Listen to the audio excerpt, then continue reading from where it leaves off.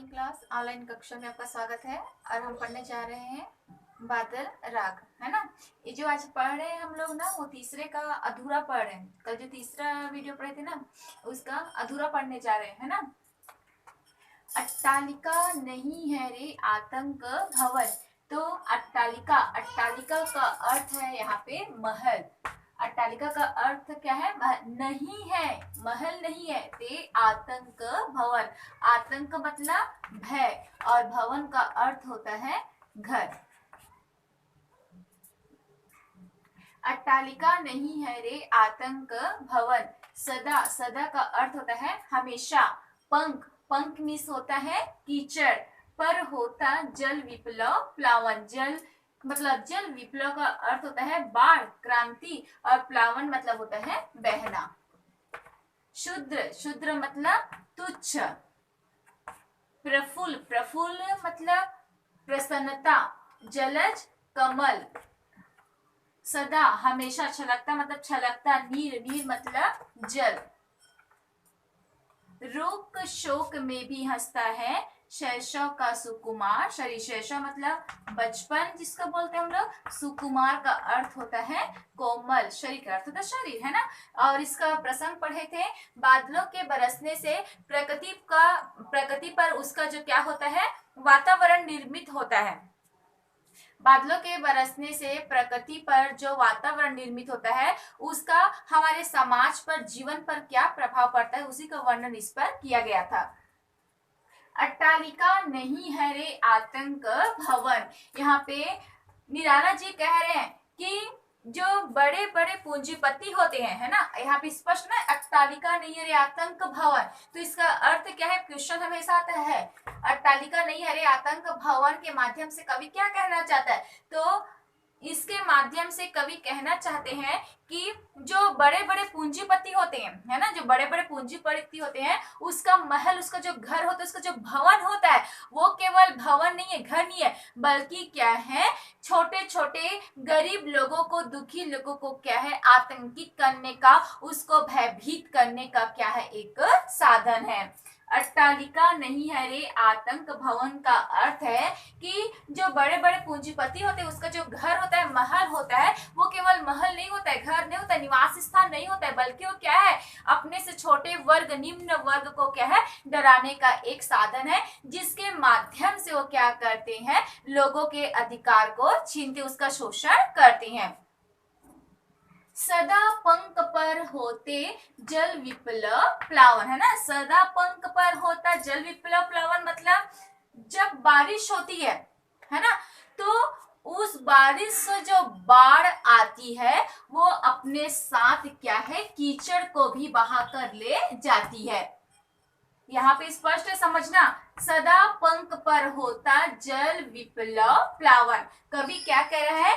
जब बादलों के द्वारा तीव्र वर्षा होती है ना, तो उस वर्षा के जल से यदि कीचड़, वर्षा का जल वो कीचड़ पर पड़े, है ना, तो क्या करते हैं, वर्षा का जल अपने साथ इस कीचड़ को भी बहाकर ले जाता है। तो ठीक उसी प्रकार जब हमारे समाज में क्रांति या परिवर्तन होता है, तो वो क्रांति या परिवर्तन जो है, वो अपने साथ पूंजीपतियों को भी क्या है, बहा कर ले जाती है। अब बहा कर ले जाना मतलब क्रांति या परिवर्तन से बड़े बड़े पूंजीपतियों का क्या हो जाता है, विनाश हो जाता है। तो वही दूसरी ओर क्या होता है, शुद्र प्रफुल्ल जल से सदा छलकता नीर। लेकिन वही वर्षा का जल क्या होता है, जब कमल की पंखुड़ियों पर पड़ता है ना, कमल की पंखुड़ियों पर पड़ता है, तो कमल की जो सुंदरता है, वो क्या है, और अधिक बढ़ जाती है। तो इसका क्या तात्पर्य है, जब समाज में परिवर्तन होता है, क्रांति होता है, तो उस क्रांति या परिवर्तन से जो दुखी जन है, लघु मानव है, उसमें क्या आ जाती है, प्रसन्नता और हरियाली आ जाती है। सदा पंख पर होता जल विप्लव प्लावन, शुद्र प्रफुल्ल जल से सदा छलकता नीर, है ना। ये चारों पंक्ति बहुत ही इंपॉर्टेंट है, समझना। जब वर्षा का जल, है ना। बादल के माध्यम से वर्षा होती है और वर्षा का जल किस पर पड़ता है, कीचड़ पर पड़ता है। तो तीव्र गति से बारिश हो रही वर्षा का जल है वो अपने साथ क्या है, कीचड़ को बहाकर ले जाती है। लेकिन ठीक उसी प्रकार जब हमारे समाज में परिवर्तन होता है, क्रांति होती है, तो वही क्रांति या परिवर्तन जो है बड़े बड़े पूंजीपतियों को क्या है, अपने साथ बहाकर ले जाती है। लेकिन वही दूसरी ओर है ना, कमल की छोटी पंखुड़ियों पर, कमल की पंखुड़ियों पर क्या, जब वर्षा की बूंद पड़ती है तो उससे क्या है, कमल जो है वो और अधिक सुंदर दिखाई दे रहा है। तो यहाँ पे कमल किसको कहा गया है, जलज। कमल किसको कहा गया है, लघु मानव को, छोटे मानव को क्या है यहाँ पे जलज कहा गया है। और कीचड़ कौन है यहाँ पे, पूंजीपति। आई बात समझ में। अब यहाँ समझना, रोक शोक में भी हंसता है शैशव का सुकुमार शरीर। क्वेश्चन बनेगा यहाँ पे, रोक में भी हंसता है शैशव का सुकुमार कवि। तो इसके माध्यम से क्या, इसके माध्यम से कवि क्या कहना चाह रहा है ना, तो रोक शोक में भी हंसता है शैशव का सुकुमार शरीर के माध्यम से कवि कहना चाहता है, चाहे बच्चे का रोग हो, है ना, चाहे बच्चे का क्या हो, रोग शोक हो, बच्चे चाहे क्या दुखी हो, चाहे जलज के रूप में, कमल के रूप में क्या है, प्रसन्नता हो, कीचड़ के रूप में क्या हो, विनाश हो। बादल जो है वो चारों तरफ से लोगों को क्या है, प्रसन्नता प्रदान करता है। बादल के आगमन से क्या है, चारों ओर हरियाली छा जाती है। भाई बारिश हुई, कीचड़ बह गया, है ना, समाज में सुंदरता आ गई, छोटे लोग जो है वो प्रसन्न हो गए, समाज में सुंदरता है। बच्चे चाहे दुखी क्यों ना हो, है ना, वो बादलों को देखकर क्या हो जाते हैं, बारिश को देखकर क्या होते हैं, खुशी हो जाते हैं। इस प्रकार बादल के आगमन से, बादल के आवाहन से क्या है, चारों ओर क्या है, हरियाली ही हरियाली, खुशहाली ही खुशहाली होती है। तो आइए एक बार और पढ़ते हैं, अट्टालिका नहीं है रे आतंक भवन। यहाँ पे कवि कह रहे हैं कि जो बड़े बड़े पूंजीपति होते हैं तो उसका महल केवल निवास स्थानीय लोग उस पर रहते नहीं है, बल्कि वो जो है उसका जो महल है वो छोटे लोगों को क्या है, भयभीत करने का एक साधन है। और इसके माध्यम से, अपने महल के माध्यम से, भवन के माध्यम से जो पूंजीपति होते हैं वो क्या है, छोटे लोगों को भयभीत करते रहते हैं। सदा पंख पर होता जल विप्लव प्लावन, शुद्र प्रफुल्ल जल से सदा छलकता नीर, है ना।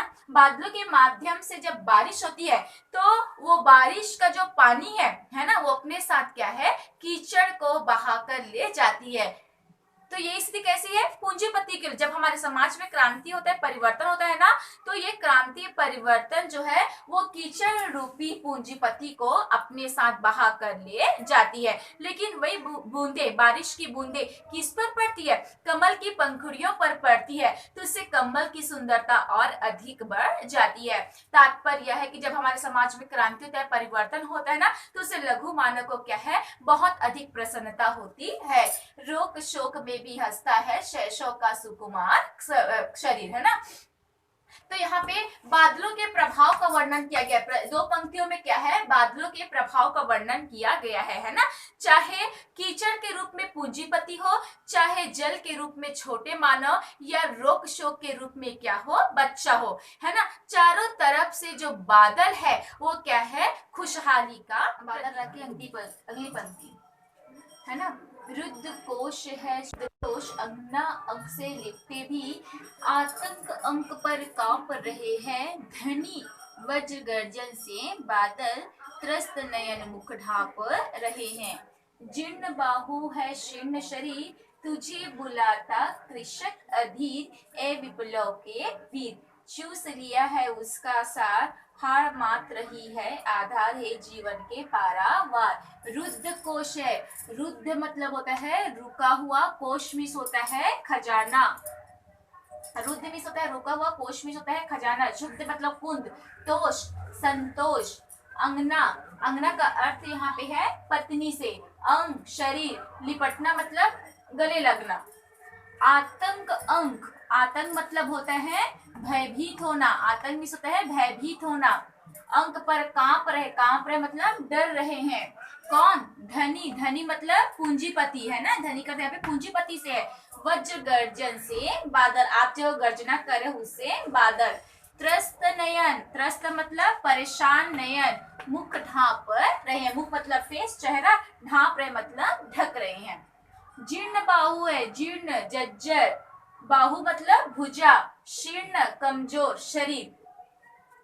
तुझे बुलाता, तुझे बुला रहा है कौन? कृषक, कृषक मतलब किसान। अधीर, अधीर का अर्थ होता है व्याकुल। ए विप्लव के वीर, हे क्रांति के बादल। चूस लिया है उसका सार, हार मात्र ही है आधार, हे जीवन के पारावार। पारावार का अर्थ है यहाँ पे समुद्र। प्रस्तुत काव्य पंक्तियों में कवि निराला ने, प्रस्तुत काव्य पंक्तियों में क्या है? कवि निराला ने इस काव्य पंक्ति के माध्यम से बादल के आगमन का जीवन समाज पर क्या प्रभाव पड़ता है ना, शोषक और शोषित निर्धन वर्ग पर क्या है, क्या प्रभाव पड़ता है, उसी का वर्णन किया गया है। कवि कहते हैं कि पूंजीपतियों ने क्या है, संपत्ति के साधनों पर, आर्थिक साधनों पर क्या है, एकाधिकार कर लिया है। रुद्ध कोश है, उनके पास पहले से क्या है, जमा किया हुआ खजाना है। रुद्ध कोश है मतलब रुका हुआ खजाना, कोश में क्या होता है, खजाना है ना। तो कवि कह रहे हैं कि पूंजीपतियों ने आर्थिक साधनों पर एकाधिकार स्थापित कर लिया है, उसके पास ऑलरेडी पहले से क्या है, रुका हुआ खजाना है। शुभ दोष, फिर भी उसमें क्या है, संतोष नहीं है, और अधिक पाने की लालसा जो है वो उसमें अभी भी क्या है, भरी हुई है। लेकिन हे क्रांति के प्रतीक बादल, है ना, जब आप क्या किए हो, वज्र के समान गरज रहे हो, तो आपके आगमन से भयभीत होकर जो पूंजीपति है ना, वो क्या है, अपनी पत्नियों के अंक पे जाकर क्या है, लिपट गए हैं। इसके बावजूद भी वो क्या है, डर से कांप रहे हैं। यहाँ पे स्पष्ट ना, अंगना अंग से लिपटे भी आतंक भय से, अंगना अंग से लिपटे भी आतंक अंग पर कांप रहे हैं। यहाँ से समझना है ना, हे क्रांति के प्रतीक बादल, जब आपका आगमन हुआ है ना, तो उससे क्या हुआ, जो पूंजीपति है वो अपने पत्नियों के अंग से लिपटे हुए के बावजूद भी क्या है, भय से कांप रहे हैं। धनी वज्र गर्जन से बादल, त्रस्त नयन मुख ढांप रहे। अरे क्रांति के प्रतीक बादल, जब आपका आगमन हुआ ना, तो जो धनी वर्ग है, पूंजीपति जो वर्ग है, वो परेशान होकर अपने नयन को क्या है, नयन को, मुख को ढांक कर बैठ गए हैं। मतलब जब हमारे समाज में क्रांति होता है, परिवर्तन होता है, तो जो क्रांति परिवर्तन है वो पूंजीपतियों को क्या है, हिला कर रख देती है, और वो भी क्या है, भय से परेशान हो जाते हैं। जीर्ण बाहु है, शीर्ण शरीर, तुझे बुलाता कृषक अधीर। है क्रांति के प्रतीक बादल, हम किसान जो है ना, वो तुझे क्या है, अधीर होकर पुकार रहे हैं। जीर्ण बाहु है, शीर्ण शरीर, तुझे बुलाता कृषक अधीर। हे क्रांति के प्रतीक बादल, लेकिन हम किसान वर्ग जो है, जो छोटे वर्ग है ना, वो आपको क्या है, व्याकुलता के साथ, अधीरता के साथ क्या है, पुकार रहे हैं। क्यों पुकार रहे हैं? जीर्ण बाहु है, शीर्ण शरीर, इन पूंजीपतियों ने क्या किया है, हमारा शोषण किया, खूब शोषण किया, जिससे हमारा शरीर, मतलब बाहु कैसे की, भुजा जो है वो जर्जर हो गई है, और हमारी शरीर जो है वो कैसा हो गया है, कमजोर हो गया है। जीर्ण बाहु है, शीर्ण शरीर, तुझे बुलाता कृषक अधीर। ए विप्लव के वीर, हे क्रांति के प्रतीक बादल, हम किसान तुझे क्या है, अधीर व्याकुलता के साथ बुला रहे हैं, क्योंकि इन पूंजीपतियों ने क्या है, हमारा सब कुछ हमसे छीन लिया है, हमारी भुजाएं जर्जर हो गई, हमारा शरीर जो है वो क्या है, दुर्बल हो गया है। चूस लिया है उसका सार, इन पूंजीपतियों ने क्या है, हमारा रक्त और मांस को क्या है, छीन लिया है, अर्थात हमसे हमारा सब कुछ उसने क्या है, छीन लिया है। हाड़ मात्र ही है आधार, और हमारे जीवन में, हमारे शरीर में क्या है, हाड़ के सिवा, मतलब हड्डी के सिवा कुछ भी नहीं है। हाड़ मात्र ही है आधार, उसने तो हमारा सब कुछ छीन लिया, हमारा रक्त छीन लिया है ना, हमारे साधनों पर उसने क्या है, एकाधिकार स्थापित, हमारे पास तो कुछ भी नहीं है, केवल हमारा क्या है, एक शरीर ही है। हाड़ मात्र ही है आधार, ये जीवन के पारावार। हे बादल, आप किसके समान हो? पारावार मतलब समुद्र के समान हो। ए जीवन के पारावार से कवि का तात्पर्य है जीवन दायनी जल से है। जिस प्रकार जब जल बरसता है ना, तो लोगों के जीवन में क्या आती है, खुशहाली होती है, किसानों का फसल जो फलने फूलने लगता है और लोगों के जीवन में क्या है, खुशी आ जाती है। तो इस प्रकार कृषक ने, छोटे वर्ग मजदूर वर्ग ने क्या किया है, बादल का पारावार के रूप में उसको संबोधन किया, उसका आह्वान किया है। ए जीवन के पारावार, हे बादल, हे समुद्र, तुम क्या है, जीवन को सुख देने वाली क्या हो, साधन हो। एक बार फिर समझना, रुद्र कोश है शुभ दोष, अंगना अंग से लिपटे भी, आतंक अंग पर कांप रहे, धनी वज्र गर्जन से बादल, त्रस्त नयन मुखर ढांप रहे। एक ही बनेगा इस सबका, है ना।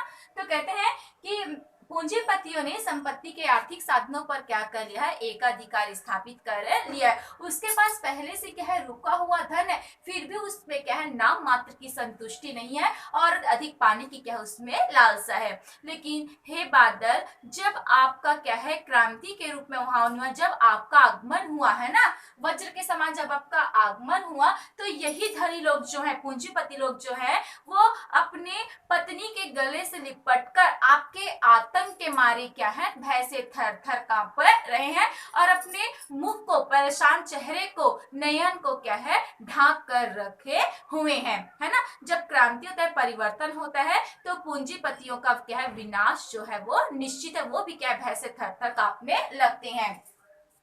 जीर्ण बाहु है शीर्ण शरीर, तुझे बुलाता कृषक अधीर, ए विप्लव के वीर। हे क्रांति के प्रतीक बादल, हम कृषक जो है, किसान जो मजदूर, छोटे लोग जो है ना, वो आपको क्या है, अधीरता के साथ आपका आह्वान कर रहे, क्योंकि जीर्ण बाहु है शीर्ण शरीर, इनके अत्याचारों को, पूंजीपति के अत्याचारों को सहते सहते हमारी भुजाएं जो है वो जर्जर हो गई है, हमारा शरीर जो है क्या है, कमजोर हो गया है, दुर्बल हो गया है, चूस लिया है उसका सार। इन पूंजीपतियों ने तो हमारा सब कुछ हमसे छीन लिया है और एक मात्र हमारे शरीर में केवल क्या है, हड्डी ही मात्र शेष है, हाड़ मात्र ही है आधा, हमारे शरीर में कुछ भी नहीं है, न रक्त है न मांस, केवल हड्डी का एक ढांचा ही क्या बचा हुआ है।